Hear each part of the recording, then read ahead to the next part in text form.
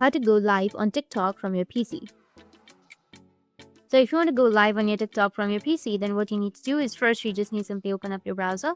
After opening your browser, you need to search for TikTok Live Studio and just go with download TikTok Live Studio. Scroll down a bit, you'll find an option of download, or you can just simply go with download, which is on top right. Go with download for Windows and download this Live Studio. Once you download the Live Studio, you'll get this kind of interface. After downloading the Live Studio, make sure that you've logged into your account.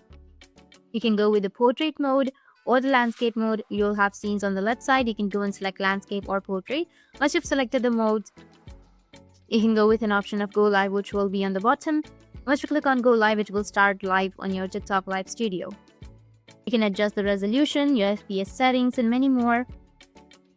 Make sure you set up the correct settings. It's really simple. In this way, you'll be able to go live on TikTok from your PC. And if you have any questions, feel free to comment below. Thanks for watching.